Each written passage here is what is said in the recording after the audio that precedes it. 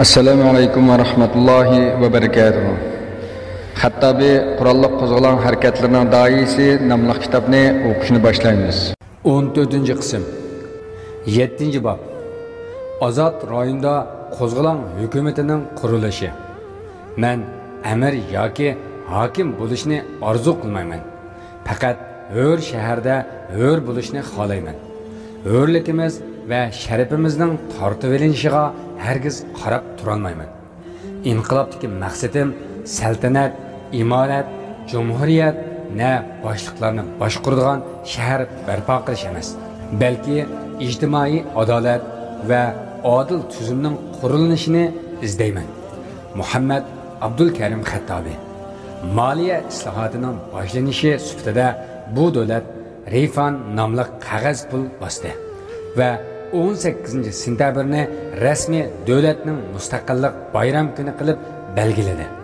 Bu vaqtda Rifning nufusi 1 million edi. Yer ko'lami 28,000 kvadrat kilometrga yetgan edi. Xattabi bosh ministerlik mansibiga o'ltirdi. Ondan keyin 1923-yildan 1926-yilga kelganda bu davlat yiqitilganda ispanlar tarafidan hoj hokimi bosh ministerlikka tayinladi.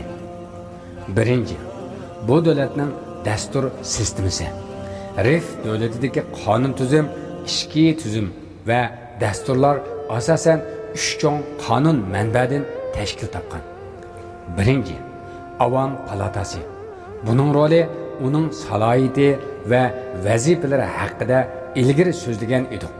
Bular qabila oqsoqollari va qo'zg'alonning ustun darajali qo'mondonlik qatlami bo'lib, Rifning mustaqilligi Xattabini rais qilib jumhuriyat qurish va 1920-yilning oxirida hukumat qurishni o'tirg'a qo'yganlardan edi. Ikkinchisi, Milliy qonunlar avam palatasi. Erkinlik, mustaqillik ko'rishi qilayotgan avam xalqni yetaklash, boshqa davlatlar bilan milliy manfaat, mustaqillik va o'zaro manfaat huquqini e'tirof qilish asosiga elib berilgan muomalalarni tartibga solish va qo'zg'alonga umumiy bir yo'l yo'riq bo'lishga milliy qonunlarni tuzib chiqqan bu ish davlat dasturining bosh markazi ve manbasi bo'lishga davlat qurilgandan keyin tunji ish qonun tuzish bo'lgan bo'lib, boshqa prinsiplar keyincha tuzilgan.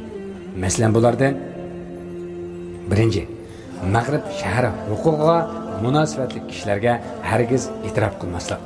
Bo'libmi 1912-yildagi kelishimni. Ikkinchi, ispanlar Tetuan, Aroish va 1912-yilda tuzilgan Fransiya İspaniya kelishimini tuzishdan ilgari o'z doirasida bo'lmagan Rif rayonlaridan chekinib chiqdi. Faqat Sabta va Milliyadilla qilib qoladi. 3. Rif davlatining mukammal mustaqilligini e'tirof qiladi. 4. Ispanlar o'tgan 12 yil mobaynidagi ishg'ol jarayonida Riflarning tortgan zinini to'lab berish kerak. Yana shuningdek, bizning qo'limizga tushgan asirlarni ozod qilish uchun badal puli to'laydi. 5. Farqlantirmasdan boshqa hamma davlatlar bilan do'stlik alomati va savdo tijorat kelishimi imzolanadi deganlardan iborat. 3. Avam palatasi xalqning ozod rayonlardagi o'z huquqiga asos qilingan dastur tuzish uchun bir qancha yig'inlarni chaqirgan bo'lib, bu jarayonda rayondagi urush sharoiti e'tiborga ilingan edi. Xattabimi barliq kuchini o'ziga markazlashtirib, o'zgarishchan vaziyatga unumli moslasha oladigan va hal qilg'uchi qarorlarni beralaydigan bo'ldi. Bu haqda Xattabi mundaq deydi: Xalq hukmronlikni asos qiladigan dastur tuzib chiqdi. Qonun chiqarish va ijroiya huquqini avam palatasining qo'lida qildi. Ya'ni Yevropa qonun dasturi qoidalariga rioya qilinib, ikki huquq bir-biridan ayirib etilmadi. Cumhuriyet raisini avam palatasining raisi qildi. Avam palatasi chiqargan har bir qarorlar, har bir kengash a'zolari qo'mondoni, boshliq va har bir shayxga keskin ijro qilinadi. Bular davlat raisi avom palatasiga mas'ul 40 modda bo'lib, ishida munular bor. Birinchi, davlat raisi Kengash Majlisi avom palatasining raisi hisoblanadi.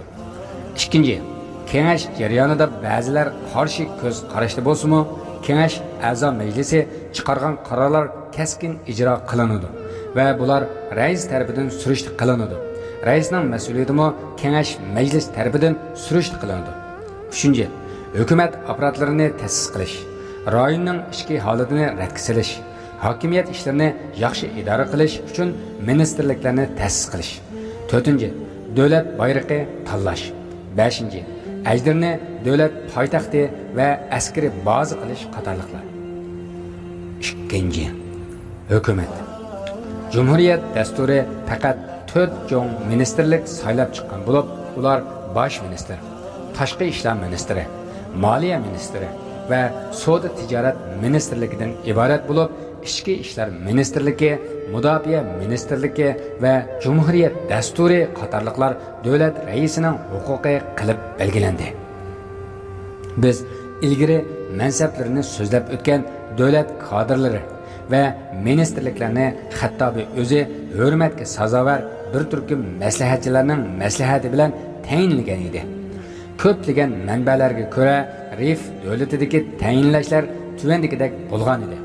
Tuvanda kelgan o'rin jadval bo'lib, kitobning PDF shaklidan to'liq tushunalasiz. Cumhuriyet raisi Abdulkarim Xattobi, bosh maslahatchi va yordamchi rais Abu Muhammad Abdulkarim Xattobi, Xattobining inisi.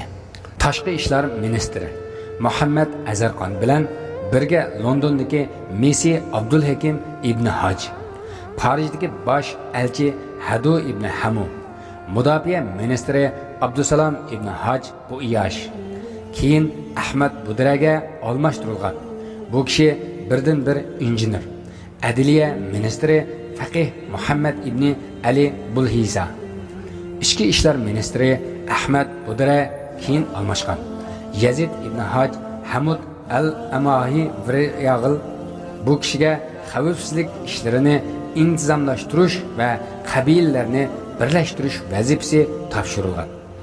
Shuningdek, yana Xattobi ishlarning yaxshi yurishishi uchun ba'zi ministerliklarga ba'zi yordamchilar va kuzatchilarni ta'sis qilgan bo'lib, bular tuvandikcha: jadval, vaqfa ministerligi Ahmad Akrod, xazina qo'shimcha rasxod bosh mudiri Abdusalom Xattobi, bosh nazoratchisi Said Ammar ibn Muhammad Bani Viryag'ildan, jurnalist Hanan ibn Abdulaziz Abdulqaril Jasi, yig'in murosim riyosatchisi Hadu ibn Ziyad, mulk va turma nazoratchisi Si Ahmad A'rud Bani Viryag'ildan, bosh qozi Muhammad ibn Salih, sekretar Abdulhadi ibn Muhammad Boxfraji, minister bexatarlik raisi Hadidan. Bunun bilan mashqlangan muhofizatchi 150 askar bor.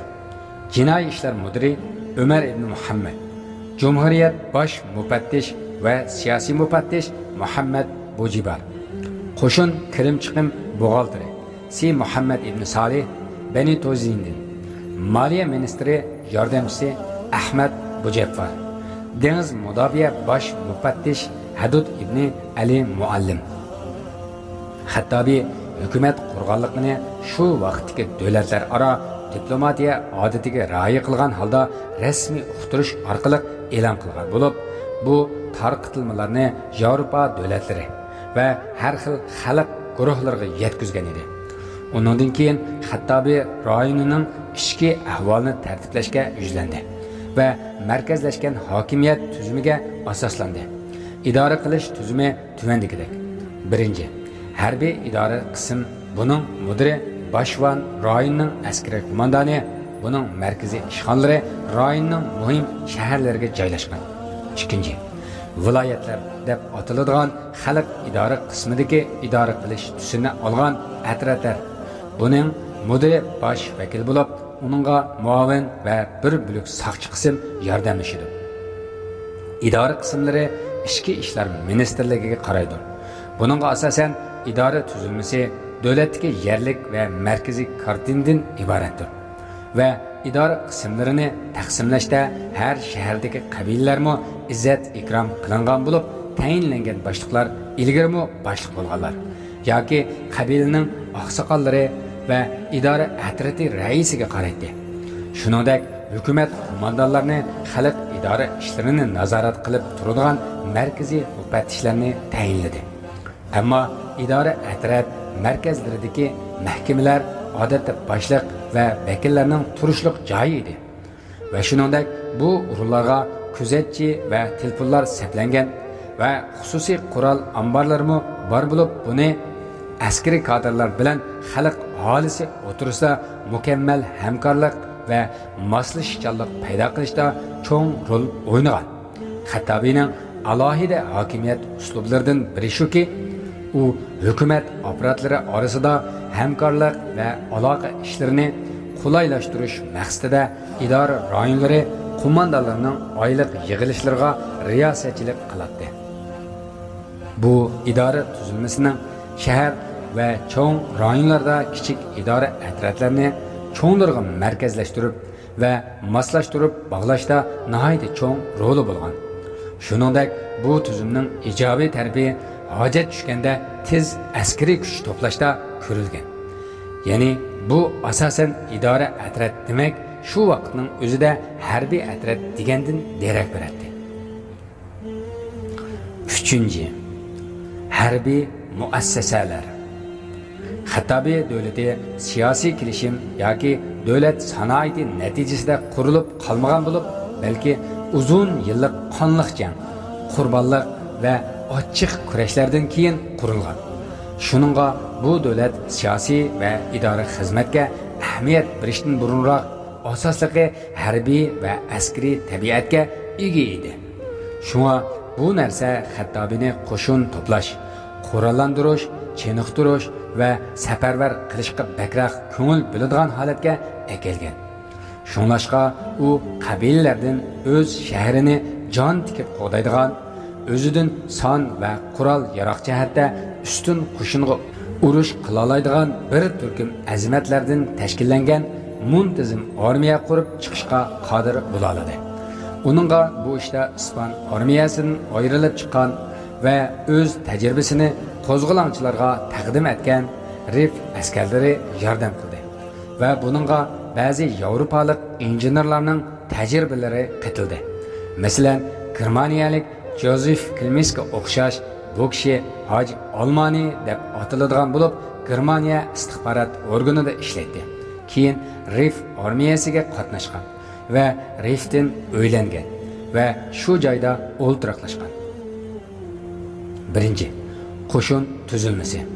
Rif armiyasining asosiy Adahar Obran tog'lari fathi bo'lishdan ilgari 300 ixtiyoriy askar deb mo'ljallanadi. Lekin qo'zg'olonchilarning Said Idris, Ag'ribin, Anvalda qozongan hayron qolarliq g'alabalaridan keyin askarlar qo'zg'olonchilar sipiga saldak eqib kelishga boshlagan bo'lib, soni ko'paygan. Kuchi zo'raygan Anval jang'idan keyinla qo'zg'olonchilar soni 5000 askarga yaqinlashgan. Keyin qo'zg'olonchilar Titvan tarafga kengaygandan keyin va G'imora, Jibola, Lokos qabilalarining qo'zg'olonga qatilishidan keyin soni texmi oshgan. Hatto 1925-yili ba'zi manbalardan ko'ra Riflik va muntazam armiyaning soni 60 mingga yaqinlashgan. Mushu taraqqiyot natijasida bu qo'shinni davlatning mudofaa ehtiyojini chiqish qilgan asosga tartiblash kerak edi. Va Xattabiy bu qurolliq armiyaning bosh harbiy qo'mondoni bo'ldi. Qo'shimcha qilib, u bu jumhuriyatning raisi edi. Tilga elishga arziydi-ki, qo'zg'olonning dastlabki bosqichida qo'shin to'plash tuzilmasi ixtiyoriy xizmat asosiga bo'lgan edi. Lekin Xattabiy davlat e'lon qilgan va har qaysi qabilalar qo'mondonligi ostiga kirgandan keyin har qabila yangi balog'at yeshidan tortib 50 yoshgacha bo'lgan erlarning yerimini taqdim etishni belgilaydigan məcburi hərbiy tüzümni icra qilish buyrug'ini tushirdi.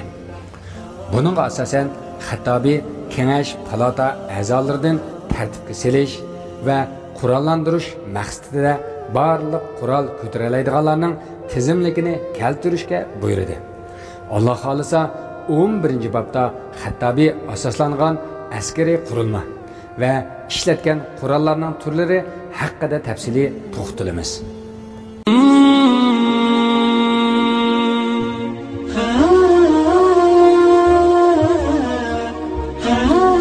Hürmetli anlıqçılar, Xattobiy qurolli qo'zg'olon harakatlarining doisi nomli kitobning anlatışı bu yerda tugadi. Kelar qatim ko'rishguncha Allohga omonat. Assalomu alaykum va rahmatullohi va barakatuh.